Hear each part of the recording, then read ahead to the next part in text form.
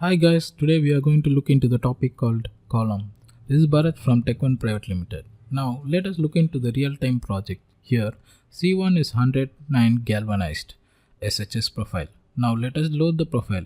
Just double click on the column properties and just click on the profile to load it.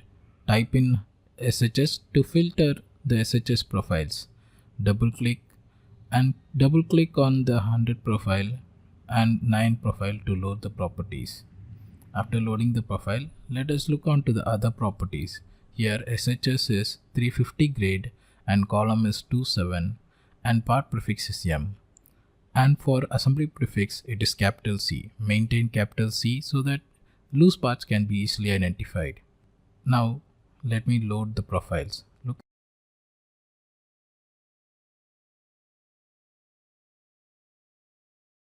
Looking on to the finish in arc drawing, it is galvanized. So let me type in galvanized on the finish part. So the assembly is finished with galvanized. After typing the part prefix and assembly prefix, now let us look on to the top and bottom of the column profile. So looking onto the model, it is 3515 is the maximum point where the column is placed. So if I type in 3515, all the columns will be fall within the range. So I'm going to type 3515. So the column height is 3515 and the bottom point is 0 from the origin. If I just click on the model, it's going to generate a column that is height of 3515 since the top and bottoms are zeros.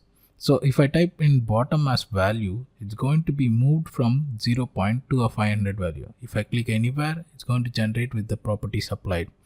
Now I'm going to change back to normal.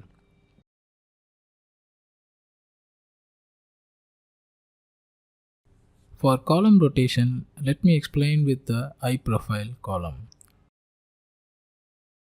Here, if I type in the vertical part as up or down, it's going to move up and down based on the work handle. Work handle is the pink dot that is shown over here. Rotation, if I just type in top, it's going to be rotated based on the work handle. And if I type in the values of horizontal, it's going to move horizontally. For most of the times, keep the column as middle, front and middle so that it could be easily identified or modified.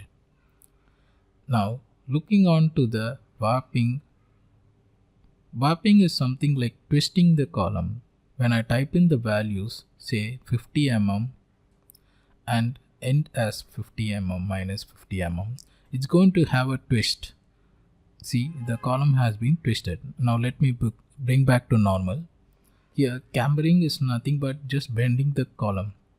Mostly it is done on beams, so cambering can be neglected as. Now for shortening, if I just type in the value as 500, it's going to shorten the length, but it's not affected in the model. If I just click on it, you see the length as 4500, but the original length is 5000. It's not affected in the model since shortening is 500 is given.